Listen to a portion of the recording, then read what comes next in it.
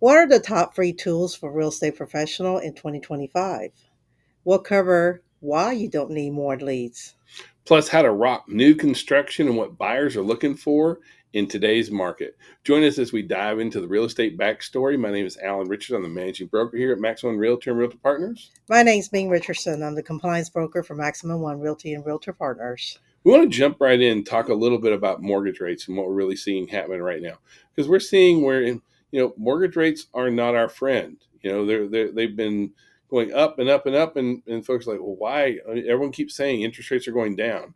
Well, the challenge is that inflation reared its ugly head again. It went up a little bit more in December. Those numbers just came in, and so we're seeing where the inflation numbers are just they kind of were doing a really great trajectory and then kind of bumped up a little bit.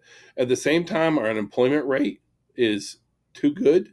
I know it sounds backwards. You'd think a low employment rate would be really good for mortgages, but it's too good. They feel that it's good to the point to where it's inflationary.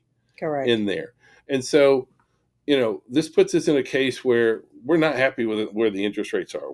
I know that none of our buyers are, none of the real estate folks are, but like it's time to like understand that like the ultra low rates of the past have gone the way of the dodo. So right? 3%, even the 4% is unobtainable. Yeah. So the current rates are the current rates, and no matter no matter how much wishing or waiting, it's not going to happen. So the dreams of this subpar mortgage, they've just, it's time to face reality. Honestly, the subpar was created by the federal government at one point, and so they were giving 0% to the banks. So the bank was actually loaning 3% above of the 0%. So therefore, that is why the rates was artificially deflated to the low numbers, and you will not ever see that again. See, the bottom line here is that we've had 2 years of waiting on the rates. We have. And honestly, what I really need our real estate friends to realize is that the buyers are over it. Like life is happening. We've had 2 years of pent up demand. And if you as a real estate professional say, well, there's no point, our market, interest rates are too high for anybody to buy. There's no one's going to do anything with these interest rates. You need to get out of your own way, right? Because right now, every single day, we are selling 11,370 houses a day. That equates to 474 homes per hour. And 8 houses sell every minute. So this idea of, interest rates are just so bad, and we just want, and you want to cry, have your own pity party. Like the rates are where the rates are. If you have decided that this is going to hurt your business, then you're the one who decided that, right? Correct. Stop putting yourself in the way of your business and start thinking, what can I do to change my mindset? What can I do to make this happen? Whether it's interviewing with your clients about what their needs are, and talk to the lender how you can structure this. Now, since we're already kind of getting all up in your business, we want to jump right into another touchy subject, and that is, you really don't need more leads. You don't need more leads. You need to stop with the leads. Like, I mean, a lot of real estate folks act like junkies on leads, right? So the days or the fact of, look, I need more leads, right? And I get it. Leads are sexy. They're motivational kind of thing. They're the shiny objects. We have all these sales funnels and CRMs, and we have AI and AI bots and chat bots and all these other kind of things that all sound great. And everybody and their brother has got their hand in your pocket trying to sell you leads. Look, stop feeding the addiction, right? Leads are like junk food for most real estate agents. They're easy to consume, but they don't nourish your business. They don't build your business, right? And so it's time to face the math that you don't like. So, according to the expert, typically it takes about 8 to 12 touches on to convert a lead, right? Correct. So it's not just say, hey, I'm gonna call you Monday, I'll call you Tuesday, and by Wednesday, if you don't call me back, I'm just gonna give up. Most folks just call a lead one time, right? See, the problem is that right now for the average real estate professional. The average real estate professional has over 500 leads in their database right now that they're not reaching out to. And if you just did the math and say, you know what, if just 5% 5%. of the average realtor's database, if you could convert that over the next year, guess what? That's 25. Yes, it's 25 25 leads. sales. I mean, it's 25 transactions, and that's just 5% of the database that the average realtor has, right? And so, but unfortunately, for a lot of real estate folks, instead of nurturing the leads they have, they're spending all their time, energy, and fortune on trying to get new ones, right? See, there's 5 stages of acceptance with how we generate business, right? And it starts off in the very beginning. Most real estate folks, they start off in denial, right? I just need more leads to six. If I just had more leads, we hear this like all the freaking time that I need leads, I need leads, I need leads, right? And next come anger. Yeah, that's step Why are 2. my leads converting? You know, What is wrong with my these clients? leads stink, right? You know, like these leads stink. Like that's what folks get mad about it. So you remember you're your self-worth critics, and the next thing you start bargaining, say, "I'll get better CRM. That's going to improve me." Yeah, I mean, you go from anger, from denial to anger to bargaining, right? You start like, well, if I can give a little bit here, a little bit there. After that, you move into depression, right? You're like, this isn't going to work. I need to go get a real job, and da da da da da. And finally, when you pull yourself out of depression, acceptance. I need to work the leads I have because those are folks that you know need to buy at some point. Um, just because they tell you no yesterday does not mean that the situation wouldn't change in a week. Look, I need to work the leads I have is a point where a lot of real estate professionals, once they reach that point, suddenly their business changes. When they go out and they reach out, start Perception. engaging with the Yep. folks. See, the whole idea is that for most of us, we have a database. We're just not utilizing it out there. And so, first thing you have to do is make sure that you organize your database, get it all figured out, whether it's in your phone, a CRM, however you got it. You've got to embrace your database and get it organized. After that, you're really going to need to create a plan for following up. Hot leads, you call every single day. Warm leads, you call every single week. Cold leads, you call every single month. And then in addition to that, you're sending out texts, emails, and you're calling these folks, right? You've got to have a system where you're reaching out all the time. And when you do And reach out, please add value. Just don't you know, say, "Hey, are you ready to buy? Are you ready to buy? Are you ready to sell? Are you ready to sell?" That is not attractive. Okay. and then stay persistent and consistent. Like this is nothing that you can just get up on Tuesday and be like, okay, I'm going to do it today, and then you don't make any more calls, you don't continue to reach out, right? I mean, we know again, 8 to 12 touches to convert a lead into a transaction. Most agents give up after 1 or 2. Don't be that agent, because this is where the magic really, really does happen. This Be is the where the one. relationship starts. So if you're not going to do this business, then don't start a relationship. Yeah. Okay. But if you are going to dive into this business, please have a healthy relationship with your client. Now, one area where we do feel there is some really great opportunity to kind of thrive and succeed in right now, and that is new construction. We think new construction really is your secret weapon right now. Um, if you are going to successfully utilize new construction as a great lead source, the first thing is that you got to know it. You got to know the product. You need to take a day or a week and go out and start meeting.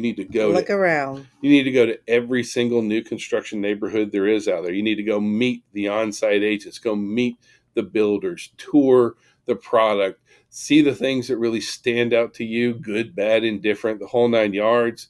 Get the inside scoop on all their incentives, because see, a lot of your builders, they're not showing the houses they have for inventory in the MLS. A lot of our builders are not talking about the interest rates. And, Right. on this standing inventory, we got a 3.5% rate. On these over here, I got a 4.99. You don't find that out unless you actually go out. And review. Yeah. So once again, understand what the needs of your client and how you can mix and match. a new construction incentive to meet your client's needs. Right. So once you actually start knowing the market, knowing what's going on out there, the next step is to really look at who can I prospect to, right? So this is very valuable knowledge that you have now about what's happening in our marketplace, new construction, all that kind of stuff. Think about who are folks that might be looking for new construction, folks who have homes in a similar price range where they like, hey, when I have new, you could sell this home and buy a new home right now for about the same price, kind of thing. Maybe folks who are looking to move up, folks who are looking to move down, folks that have been in their homes for a long different time. Think about that. But the other person, the other group that you should really be thinking about is the folks that we just talked about, the folks inside those 500 people you have in your database, right? Because the whole idea, and what we hear so many times is, well, I would call, but I don't know what to say. Look, Well, we'll just give you some hints and tips on new construction, whether it's a feature of that particular. This is all start with a natural conversation with your client. Say, hey, I know you mentioned that you wanted this, and I just happen to bump into this new area, and this is what they're offering. Do you think you might want to entertain, go look at it? I mean, these are just conversations that but you it have. doesn't have to be folks that you know. I mean, not know even like when I say you got 500 people in your database, that's 500 people you probably have not talked to in a while. There's nothing wrong with saying, I just came across some new construction homes, and I was thinking this might be great for you. Are you interested? Something as simple as that is a great intro. And if they say, well, tell me about it, now you're into a conversation, Correct. right? Now's where you have the ability to make it happen. So many folks are not reaching out. Your database is there. New construction is a Just wonderful way to start just jumping out and remember, engaging. if you don't reach out, someone else will. Great point. Great point. Okay.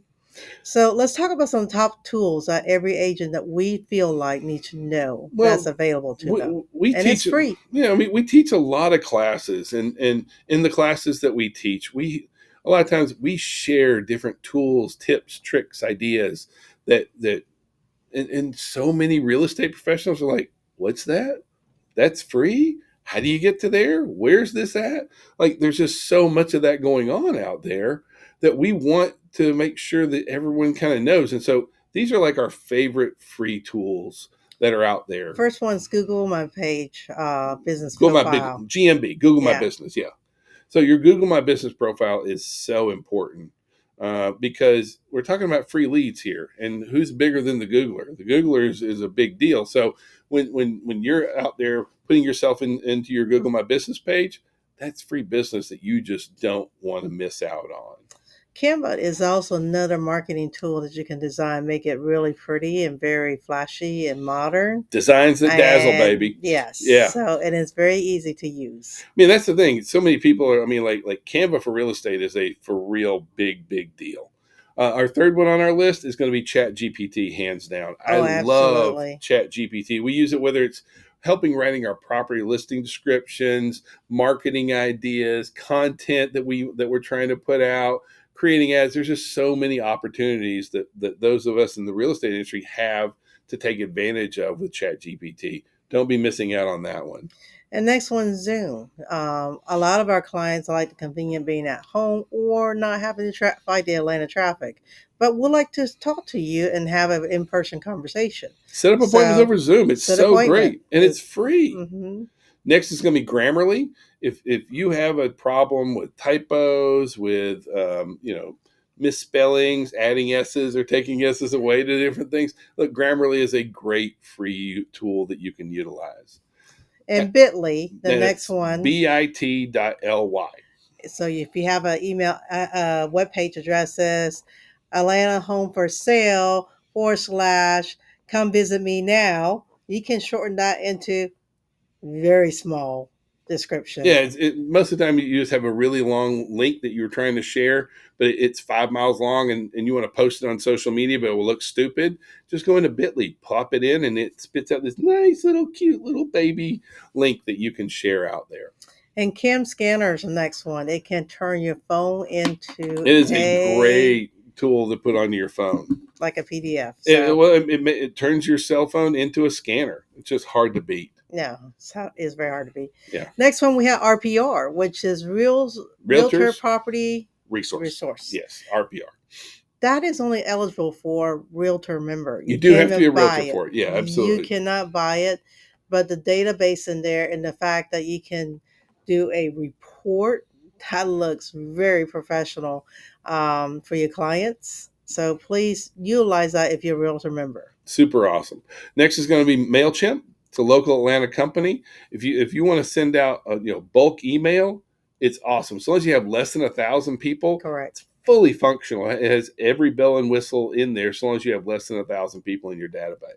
And everybody search through Realtor.com, Zillow, Home.com. Make sure you have your profile set up in there. Free to set up in all those platforms. And along with that, social media platforms. So your Facebook, the Instagram, LinkedIn, and Nextdoor. Well, the thing is that all these are free to use to go out and help put your name out there. Our last one, Calendly. So, understand if you want to get organized, Calendly can help you organize your appointment.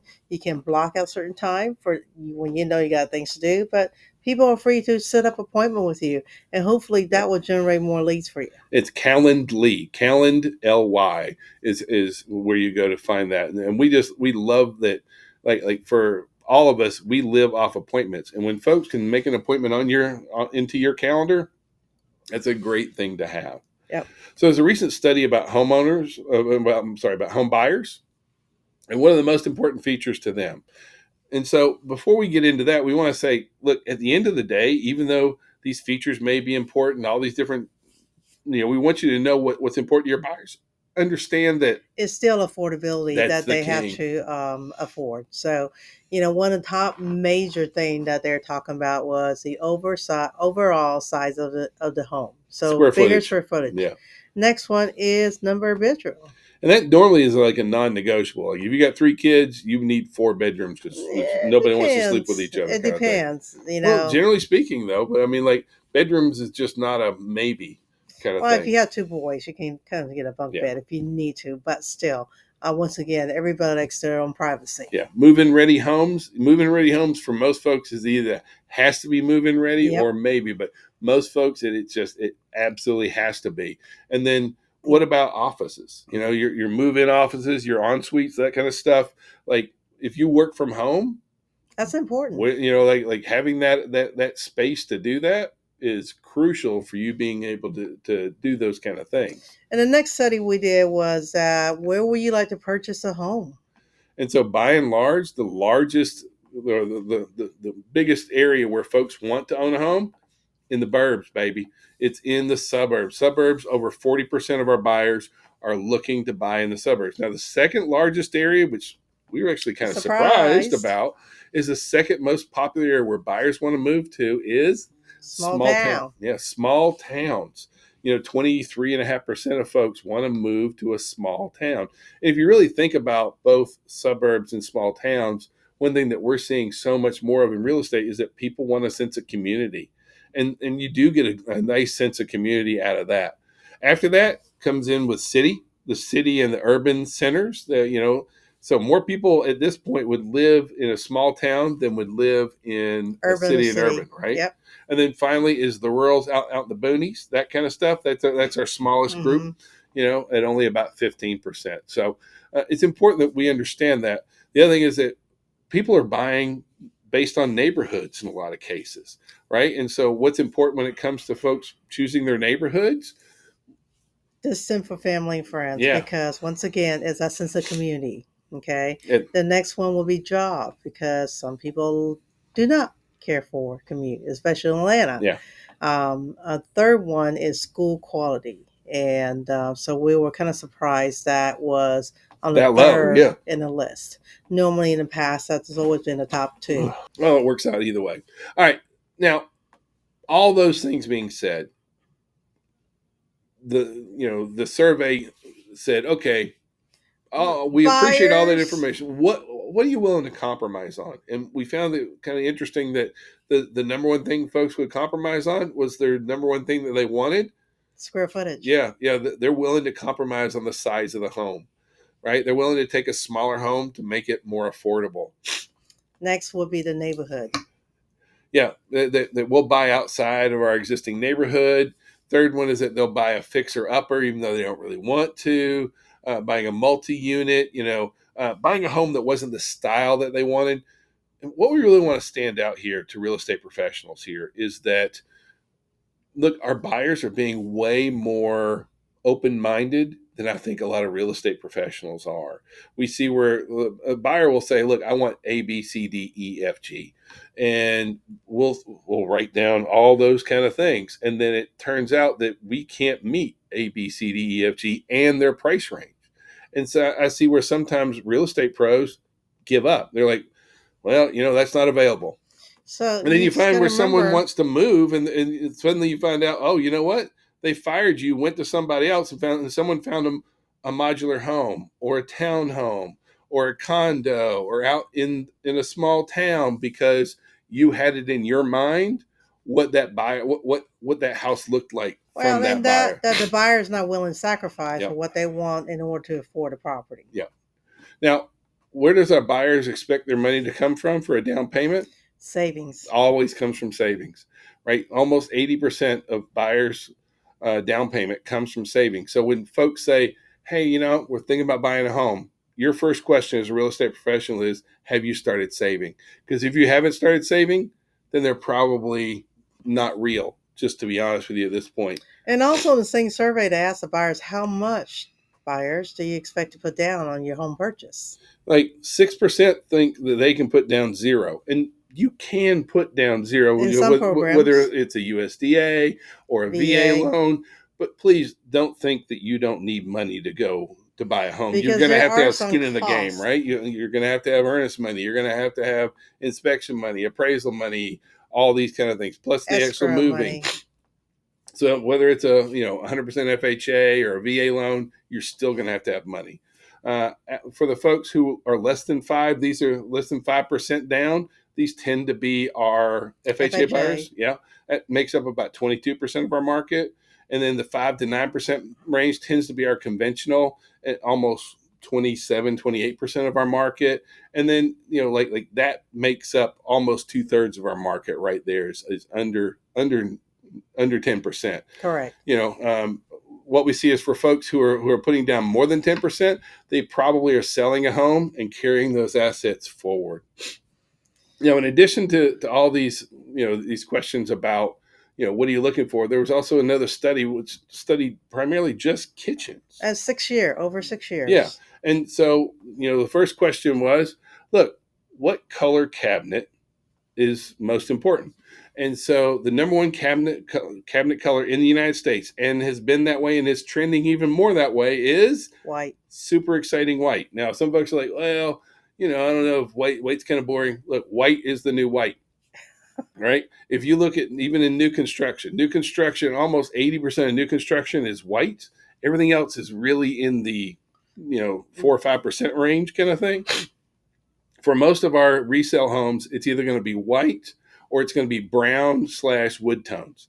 Those are your two biggies. And I know it might seem weird for us to be talking about that, but a lot of times we get calls from potential sellers and say, we were thinking, maybe we are going to go with black cabinets, or we're going to do this, or what color should we do this? We just want you to know that white is by far the biggest deal. Well, if you think about it, white is always making the kitchen look brighter. Not only that, it makes the kitchen look spacious. Yeah. When you have a darker color, it always makes the room seem a little smaller than what it appears to be. Yeah. Now, when it comes to actually the cabinet styles, the number one cabinet style, Shakers is the biggie out there kind of thing. After that, it's going to be the raised door, but Shaker is by and large the number one. That's what we put in our kitchen. We have. And then what's more desirable, a kitchen island or a peninsula? Islands win. And so just kind of keep that in your brain, kind of thing, is the word. So HOAs are more popular now than ever. And there's a lot of folks who would go like, like, because most folks are either yay HOA or nay HOA. And I get it, but we have to understand that like whatever your personal bias for or against HOAs, that's not what it's really about here.